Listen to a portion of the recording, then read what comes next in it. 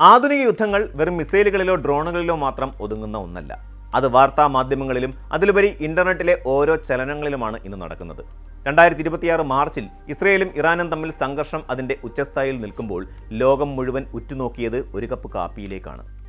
Israel പ്രധാനമന്ത്രി Benjamin Netanyahu മരിച്ചു എന്ന തരത്തിലുള്ള വാർത്തകൾ ഇറാനിയൻ മാധ്യമങ്ങളും സോഷ്യൽ മീഡിയയും വ്യാപകമായി പ്രചരിച്ചതോടെയാണ് ഈ സംഭവങ്ങളുടെ തുടക്കം.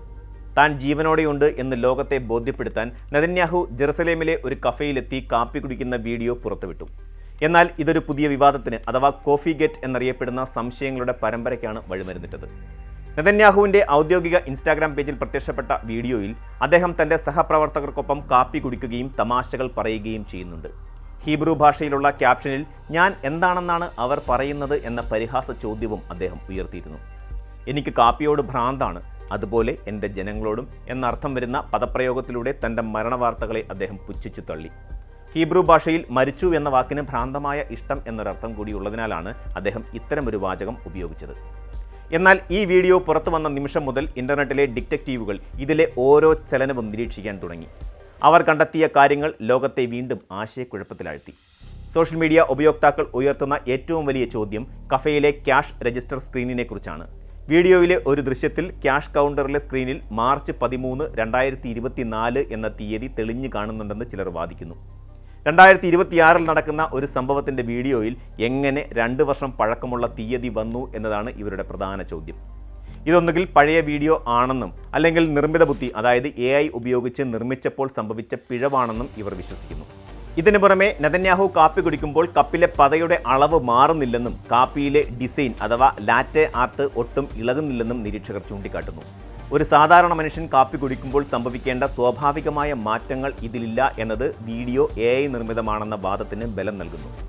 എലോൺ മസ്കിന്റെ നിർമ്മിത ബുദ്ധി ചാറ്റ്ബോട്ടായ ഗ്രോക്ക് പോലും ഈ വീഡിയോ വ്യാജമാണെന്ന നിഗമനത്തിലേക്ക് ചില ഘട്ടങ്ങളിൽ എത്തിയതായി ചിലർ വിലക്കിയിരുന്നു. കാപ്പിയിലെ പതയുടെ ചലനമില്ലായ്മയും നെതന്യാഹുവിൻ്റെ സംസാര രീതിയും സംശയാസ്പദമാണെന്നാണ് ഗ്രോക്കിലെ പ്രാഥമിക നിരീക്ഷണം. വീഡിയോയുടെ ഒരു ഭാഗത്ത് അദ്ദേഹത്തിൻ്റെ കയ്യിൽ 6 വിരലുകൾ ഉള്ളതായി തോന്നിക്കുന്നു എന്നതായിരുന്നു മറ്റൊരു പ്രധാന ആരോപണം. AI ചിത്രങ്ങളിൽ കൈകൾ കൃത്യമായി ചിത്രീകരിക്കാൻ പലപ്പോഴും സാങ്കേതിക വിദ്യയ്ക്ക് കഴിയാറില്ല എന്ന വസ്തുത മുൻനിർത്തി ഇതൊരു ഡീപ്പ് ഫേക്ക് വീഡിയോ ആണെന്ന് പലരും ഉറപ്പിച്ചു. എന്നാൽ ഇത് വെറുമൊരു കാഴ്ചാഭ്രമം മാത്രമാണെന്നും ക്യാമറ ആംഗിൾ മൂലമാണ് 6 വിരലുകൾ തോന്നിക്കുന്നതെന്നും പിന്നീട് ചിലർ വിശദീകരിച്ചു. സംഭവം വിവാദമായതോടെ നെതന്യാഹു സന്ദർശിച്ച സതാഫ് കഫേ തങ്ങളുടെ ഭാഗം വിശദീകരിച്ച് രംഗത്തെത്തി. പ്രധാനമന്ത്രി അവിടെ വന്നിരുന്നുവെന്നും തങ്ങൾക്കൊപ്പം നിന്ന് ചിത്രങ്ങൾ എടുത്തിരുന്നുവെന്നും അവർ ഇൻസ്റ്റാഗ്രാമിലൂടെ അറിയിച്ചു. വീഡിയോ ഷൂട്ട് ചെയ്യുന്ന ക്യാമറ സംഘത്തിൻ്റെ ചിത്രങ്ങളും അവർ പുറത്തുവിട്ടു. റോയിറ്റേഴ്സ് പോലെയുള്ള അന്താരാഷ്ട്ര വാർത്താ ഏജൻസികൾ നടത്തിയ വസ്തുതാ പരിശോധനയിൽ വീഡിയോയിലെ ഇന്റീരിയറും കഫേയിലെ യഥാർത്ഥ ചിത്രങ്ങളും തമ്മിൽ പൊരുത്തമുണ്ടെന്ന് കണ്ടെത്തുകയും ചെയ്തു. എന്നാൽ കഫേയുടെ ഔദ്യോഗിക വിശദീകരണത്തെ പോലും വിശ്വസിക്കാൻ നെറ്റിസൻസ് തയ്യാറായില്ല. കോവിഡ് കാലത്തെ പോലെ ആളുകൾ മാസ്ക് ധരിച്ചിരിക്കുന്നത് എന്തുകൊണ്ടാണ് എന്നതായിരുന്നു അടുത്ത ചോദ്യം. 2021 തെരഞ്ഞെടുപ്പ് പ്രചാരണ കാലത്തെ ദൃശ്യങ്ങൾ എഡിറ്റ് ചെയ്ത് ഉപയോഗിച്ചതാണെന്ന ആരോപണവും ഇതിനിടെ ഉയർന്നു. ഈ ഡിജിറ്റൽ തർക്കങ്ങൾക്കിടയിൽ ഏറ്റവും ഗൗരവകരമായത് ഇറാന്റെ ഭാഗത്തു നിന്നുള്ള പ്രതികരണമാണ്. നെതന്യാഹുവിനെ ഒരു ക്രിമിനൽ സയനിസ്റ്റ് പ്രധാനമന്ത്രി എന്ന് വിശേഷിപ്പിച്ച ഇറാന്റെ ഇസ്ലാമിക് റവല്യൂഷണറി ഗാർഡ് കോർപ്സ് അദ്ദേഹം ജീവനോടെയുണ്ടെങ്കിൽ പിന്തുടർന്ന് വധിക്കാനുള്ള ശ്രമങ്ങൾ തുടരുമെന്ന് പ്രസ്താവനയിലൂടെ വ്യക്തമാക്കി. കുറ്റവാളിയും പിഞ്ചുകുഞ്ഞുങ്ങളുടെ ഘാതകനുമായ നെതന്യാഹുവിനെ വിടാതെ പിന്തുടരുമെന്നും അവർ കൂട്ടിച്ചേർത്തു.